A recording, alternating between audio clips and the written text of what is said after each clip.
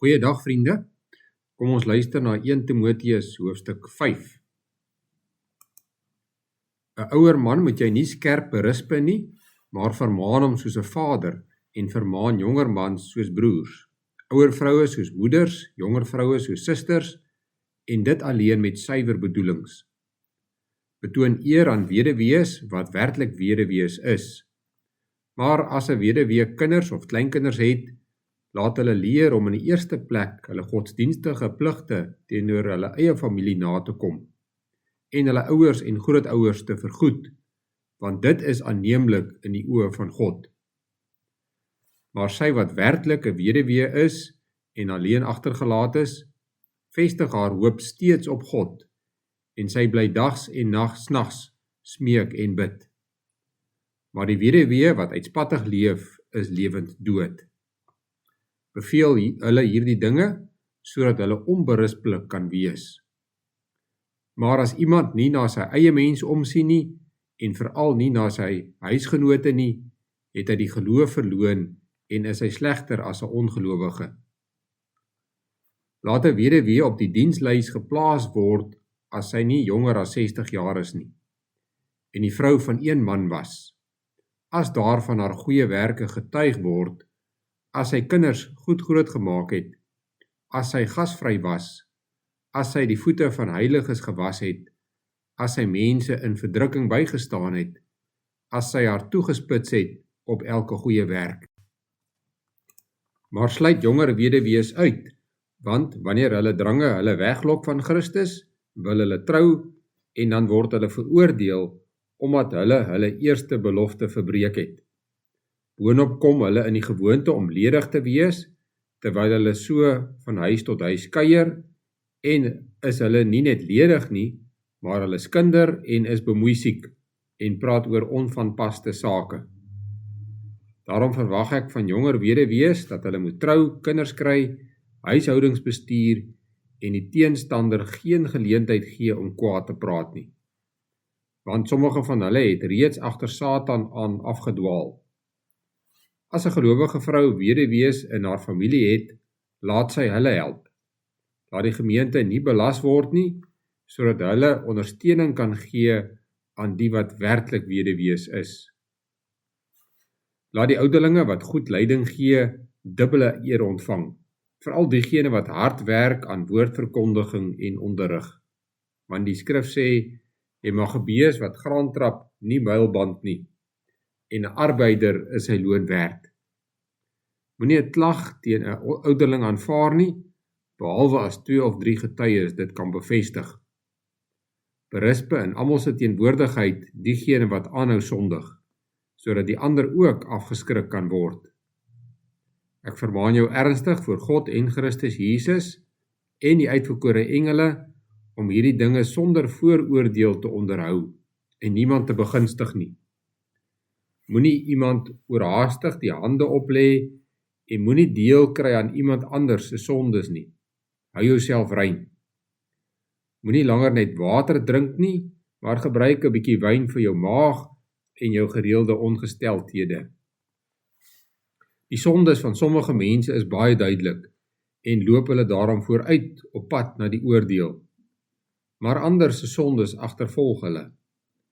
Net so is goeie werke baie duidelik sigbaar en wanneer dit nie die geval is nie, kan dit nie verlang verborger bly nie. Ons lees tot sover uit die woord van die Here.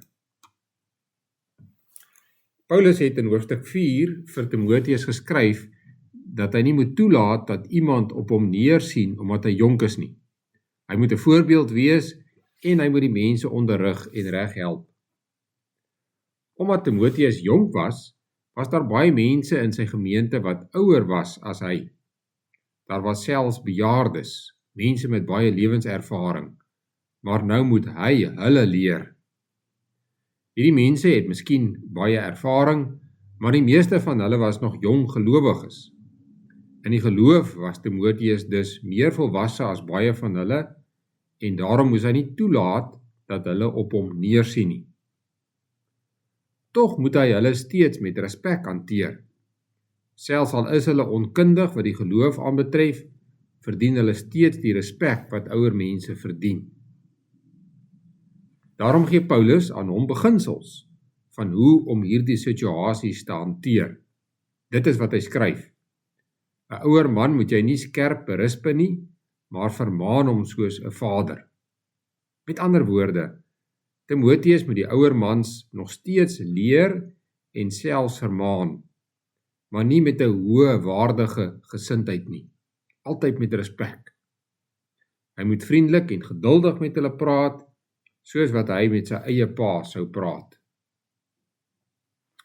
Dit is die beginsel wat vir ons almal in die kerk waardevol is en wat ons in verskillende verhoudings moet toepas.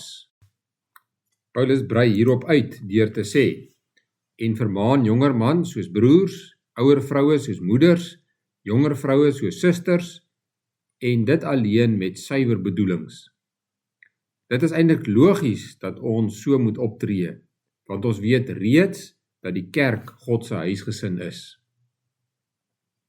In hierdie hoofstuk word daar ook baie uitgebrei oor hoe die gemeente na weduwees moet omsien. In die hele Bybel lees ons dat God baie omgee vir die kwesbare mense in die samelewing. In daardie omstandighede was dit veral die ouer weduwees. Uit hierdie beginsels kan ons leer dat die gesin 'n belangrike bousteen van die kerk is. Dit is die kerk se taak om gemeentelede te help, maar net as daardie persoon se familie hom nie kan help nie. Daarom skryf hy dat as die weduwee kinders of kleinkinders het, dit hulle verantwoordelikheid is om vir haar te sorg. Dit beteken dat die kerk die verantwoordelikheid het om elke persoon se omstandighede te ondersoek wanneer hulle hulp nodig het. Verskillende mense moet op verskillende maniere gehelp word. As ons ook die voorbeeld van weduwees kan gebruik, sommige weduwees moet geldelike hulp ontvang, vir sommige moet daar etes afgelewer word, ander moet net besoek word. Maar daar is ook die wat deur familie versorg kan word, en dan is dit die kerk se taak om die familie aan te moedig om hierdie taak te vervul. Om deel te wees van die huisgesin van God beteken dat ons altyd ouers, kinders en broers en susters sal hê. Dit beteken dat ons nie dinge alleen hoef te hanteer nie. Dit beteken dat ons mag vra vir hulp. Dit beteken ook dat ons bereid moet wees om hierdie hulp uit te deel. Ons moet bereid wees om ons tyd, geld en talente op te offer vir ons geestelike familie. Dit vra ook van ons wysheid en onderskeidingsvermoë. Timoteus moes ook mooi dink oor wie hy as ouderlinge en diakens aanstel. Ons lees ook die interessante ding dat Paulus vir hom sê om bietjie wyn te gebruik vir sy maag. Dit kan op verskillende maniere verklaar word, maar dit wil voorkom asof Timoteus so hard probeer het om reg en rein te lewe, dat hy net water gedrink het. Dit klink baie gesond, maar Timoteus het gereeld siek geword, en Paulus dink dat 'n bietjie wyn hiermee sal help. Hierdie hoofstuk gee baie raad oor hoe die kerkleiers die gemeente moet behandel, maar ons kan ook iets leer oor hoe die gemeente die kerkleier moet behandel. Daar is mense in die kerk wat baie opoffer om alles aan die gang te hou. Dit is mense soos die ouderlinge, predikante, diakens en die mense wat die administrasie doen. Dit is ook die gemeente se taak om na hierdie mense om te sien. Vind uit hoe gaan dit met jou diaken. Bid vir jou predikant. Gesels met die tannie wat die koeksusters vir die bazaar bak. Maak seker dat elkeen van hulle in staat is om hulle taak te verrig. Vind uit of hulle gesond is en of hulle goed versorg word. Hierdie onderlinge omgee tussen gemeentelede gaan dalk ongesiens verby, maar dit is een van die boustene van 'n liefdevolle gemeente. Hoekom doen ons hierdie dinge? Omdat die Here ons gered het en as gemeente saamgevoeg het. Hy het ons as sy kinders aangeneem en daarom is ons nou almal 'n gelowige familie. Kom ons bid saam. Here onse God, ons sê vir U dankie dat ons deel kan wees van U huisgesin, van U kerk.